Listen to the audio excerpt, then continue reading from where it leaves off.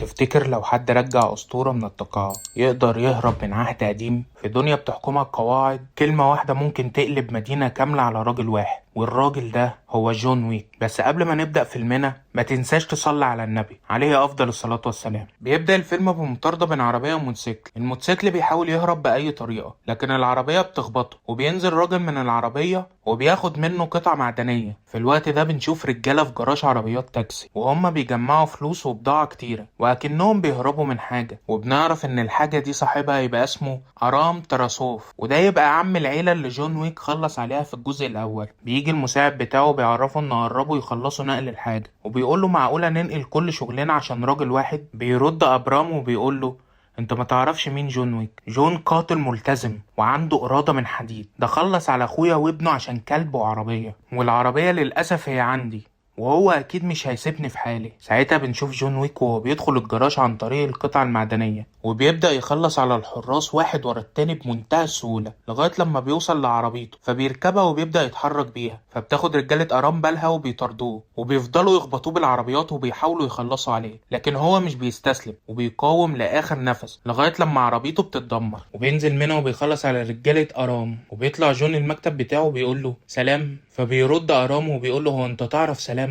فبيقول له ليه لأ، فبيحصل سلام بينهم وبيقفل حساب الجزء الأول. وبنعرف إن جون ما خلصش عليه عشان هو عايز يتقاعد ومش عايز مشاكل تانية، هو خلاص خد حق كلبه ورجع عربيته. وبيرجع جون تاني لحزنه، قصدي لبيته، وبيفضل غرقان في ذكرياته مع مراته. بيجي اوروليو صاحب ورشة اصلاح السيارات بيقول له انا كنت فاكر انك بتحب العربية دي، انت دغدغتها، الموتور قرب يقع وجسم العربية متدمر وترس السرعة متدمر على الآخر. فبيقول له جون هتقدر تصلحها؟ بيقول له عيب عليك أنا هصلحها. فبيديله جون المفتاح وبيقول له لما تصلحها بقول لي. بيجمع جون بدلته وأسلحته وفلوسه وبيرجع يدفنهم تاني تحت الأرض. هو خلاص مش عايز يرجع تاني للعالم المظلم ده، هو عايز يعيش في بيته مع كلبه ويفضل يحيي ذكرى مراته المتوفية. وبالليل بيرن جرس الباب، ولما بيفتح بيتفاجئ ان هو سانتينو ومعاه رجالته، فبيرحب بيه جون وبيدخله البيت. وبنعرف ان سانتينو هو الراجل اللي ساعد جون في المهمة المستحيلة، المهمة اللي بسببها جون قدر يتقاعد ويتجوز مراته، وبسبب كده جون اتعهد له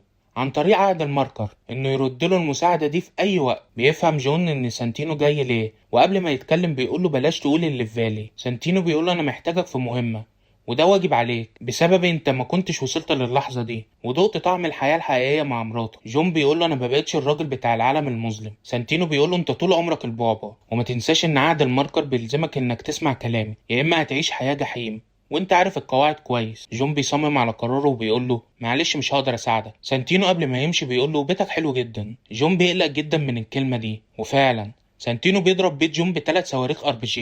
جون بيفضل عايش بس البيت بيتدمر بالكامل وبيتحرق كل الصور والذكريات مع مراته. جون بيحس بغضب شديد، البيت ده كان اخر ذكرى مع مراته، ولما اتحرق حس ان اخر مكان كان بيحس بيه بالامان اختفى. جون بيفهم ان لازم عهد الماركر يتسجل، فبيروح فندق الكونتيننتال وبيطلب انه يقابل المدير وينستون. واول لما بيقابله بيقول له هو فين سانتينو؟ بيقول له المدير انت ايه اللي كان في دماغك يا جون؟ انت رفضت عهد الماركر، ده كويس انك واقف قصادي عايش، انت كان فين عقلك لما تدي لواحد زي سانتينو عهد الماركر؟ جون بيقول له ما كانش عندي خيار تاني عشان اقدر ابعد عن العالم السفلي. بيقول له المدير وانت بقى كده بعدت؟ انت عارف انك لازم تنفذ العهد، ولو ما نفذتوش حياتك هتنتهي. هما قاعدتين، اول قاعدة محدش يقدر يخلص على حد على ارض الكونتيننتال، ومحدش يقدر يخلف عهد الماركر. نصيحة مني يا جون نفذ طلبات سانتينو عشان مفيش حل تاني. بيقتنع جون بكلامه وبيروح يقابل سانتينو في المتحف وبيقول له ايه هي المهمة. بيرد عليه سانتينو وبيقول له خلص علاقتي. بيتفاجئ جون وبيقول له ليه؟ بيرد عليه سانتينو ان في 12 كرسي في اتحاد الجريمة، كل كرسي بيمثل عيلة من اللي بيحكموا العالم، ولما ابويا توفى ورث لجيانا مكانه في الاتحاد وبقت هي ممثل الكامورا دلوقتي، وانا مش هعرف اخد مكانها غير لما حياتها تنتهي. جون بيقول له مستحيل حد يقدر يخلص على جيانا. فبيرد عليه سانتينو وبيقول له عشان كده اخترت البعبع، هي دلوقتي في روما ولازم تخلص عليها قبل مراسم جلوسها على الكرسي. فبيوافق جون وبيروح لبنك عالم الجريمة وبيفتح الخزنة بتاعته وبيطلع بدلته وفلوسه وأسلحته وبيبقى في قمة الغضب. بيسافر لروما وبيروح لفرع الكونتيننتال اللي هناك وبيقابل مدير الفندق اللي بيرحب بعودته وبيسأله سؤال واحد، هو انت جاي لبابا الكنيسة؟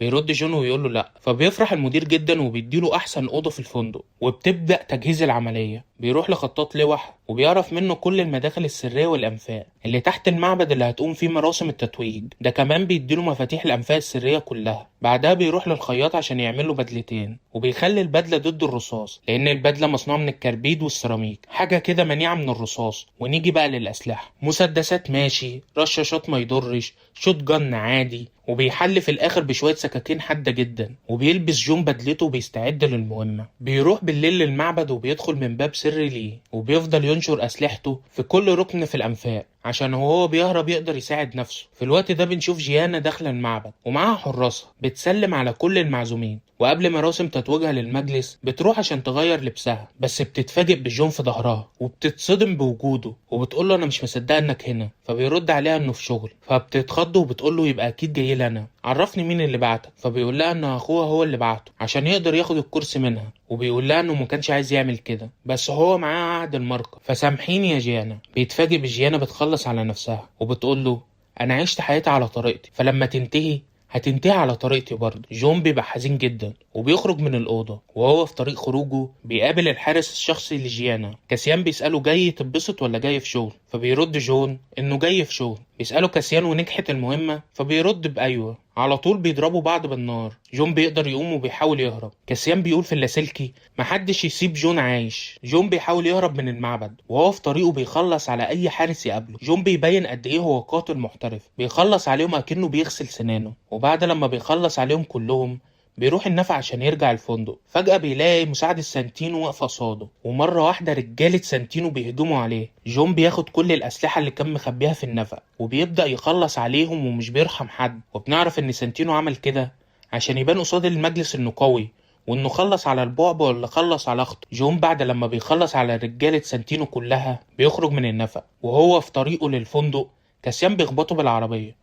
وبتبدأ معركة شرسة بينهم. بيبان الاتنين عندهم مهارات قتالية عالية جدا، وبيقع الاتنين جوه فندق الكونتيننتال. المدير بيقول لهم مفيش تصفية حسابات على أرض الكونتيننتال، فبيروحوا يقعدوا في الحانة. جون بيقول له انه كان غصبا عنه وان ده العهد اللي كان مع سانتينو. كاسيان بيفهم السبب وبيقول له ان هو كان الحارس الشخصي لجيانا، وان العين بالعين، وان هياخد حقه منه، وبيسيبه وبيمشي. في الوقت ده سانتينو بيعمل اعلان لاي شخص هيخلص على جون هياخد 7 مليون دولار. بيخلي كل القتلة المأجورين يطاردوا جون. وينستون مدير الكونتيننتال فرع نيويورك بيخلي سانتينو يمضي ان جون نفذ عهد الماركة. بيقول له انت طعنت الشيطان في ظهره وكمان حرقت المعبد بتاعه، هو دلوقتي اتحرر من العهد، فيا ترى هيعمل فيك ايه؟ جون بيرجع نيويورك تاني وبيواجه كل القتلة اللي في طريقه. برضه مكافأة 7 مليون دولار مغرية. بيخلص جون على اي حد يقابله، وبيتفاجئ بكاسيان قصاده وبتتم مواجهة بينهم في المترو. جون بيقدر يطعن كاسيان في قلبه وبيقول له ما يشيلش السكينة عشان يقدر يعيش. جون بيبقى مصاب بإصابات خطيرة، بيروح عند متشرد وبيستخبى عنده وبيقول له خليني اقابل الملك. بيصحى جون بيلاقي نفسه حد عالج له جروح. بعدها بيروح عند ملك عالم الشوارع اللي عنده شبكة من المتشردين والمخبرين في كل أرجاء المدينة. بيطلب جون منه إنه يديله سلاح ويعرفه مكان سانتينو. بيرد الملك عليه وبيقول له هو أنا هعمل كده ليه؟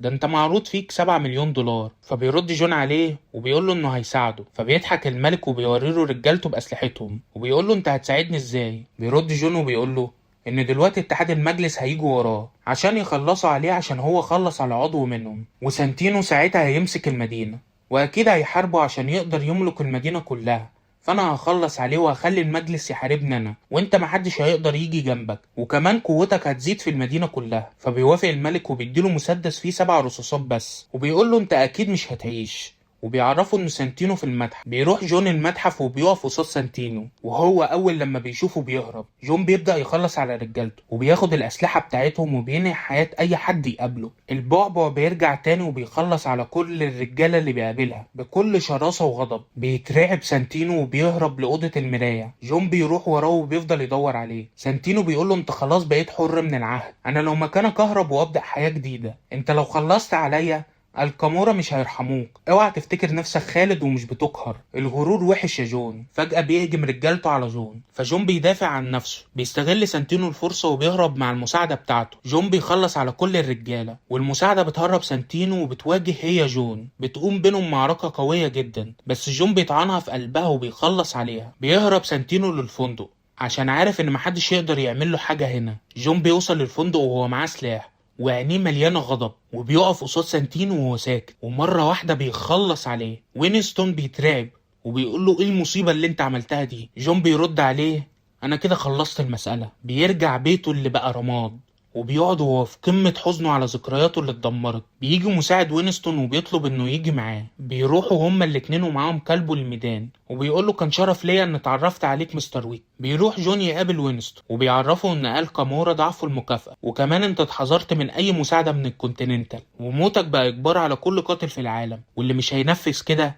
هيبقى محظور زيك. بيرد جون عليه وبيقول له امال انا ما متش ليه لغايه دلوقتي؟ بيقول له عشان لسه انا ما قررت. ومره واحده كل اللي في الميدان بيقف بامر وينستون. بيعرفه انه قدامه ساعه واحده بس. جون بيقول له عرف المجلس ان اي حد هيجي قصادي هخلص عليه، وان انا هخلص عليهم كلهم. وبيسيبه وبيمشي. في الوقت ده بيتم اصدار قرار حظر جون، وطول الطريق وهو ماشي كل الناس بتبص عليه، فبيفهم ان العالم كله بقى ضده، وان دلوقتي هيحارب العالم كله. وانتهى فيلمنا، ويا رب يكون عجبكم، ولو حابب تشترك وتفعل الجرس. سلام.